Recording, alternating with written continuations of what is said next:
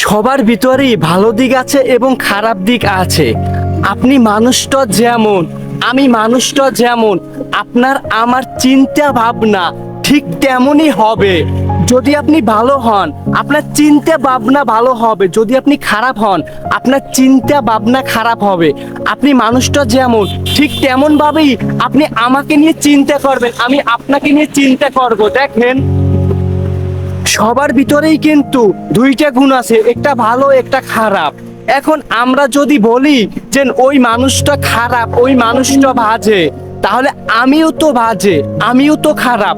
কেননা আমি খারাপ দেখেই তো আমি মানুষটাকে বলতে পেরেছি যে ওই মানুষটা খারাপ, ওই মানুষটা ভালো না, ওই মানুষটা বাজে। যে ব্যক্তি ভালো সেই ব্যক্তি তো অপর ব্যক্তিকে নিয়ে কখনো খারাপ মন্তব্য করবে না, কখনো করবে না, কখনো করতে পারবেও না। কেননা সে তো ভালো মানুষ।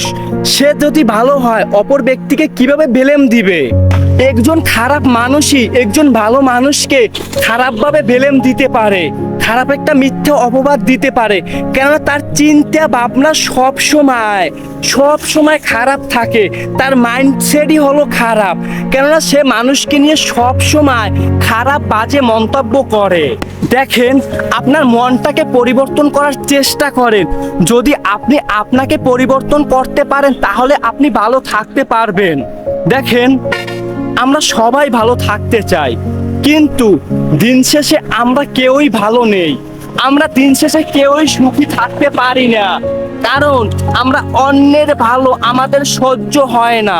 সবসময় আমরা অন্যকে নিয়ে চিন্তা করি, অন্যকে খারাপ খারাপ মন্তব্য করি, অন্যের ভালো দিক আমরা খারাপভাবে মানুষের কাছে উপস্থাপনা করি। যদি আমরা আমাদের এই চিন্তা ভাবনা পরিবর্তন করতে পারি তাহলেই আমরা ভালো থাকতে পারবো। দেখেন, আমরা একটুখানি ভালো থাকার জন্য কত কিছু করি, জীবনটাকে নিয়ে কতভাবে লড়াই করি, কিন্তু আমরা পারি না। কেন পারি না?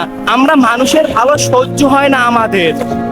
যেদিন থেকে দেখবেন আপনার মানুষের ভালো সহ্য হবে, ওই দিন থেকেই আপনি ভালো থাকতে পারবেন ইনশাআল্লাহ।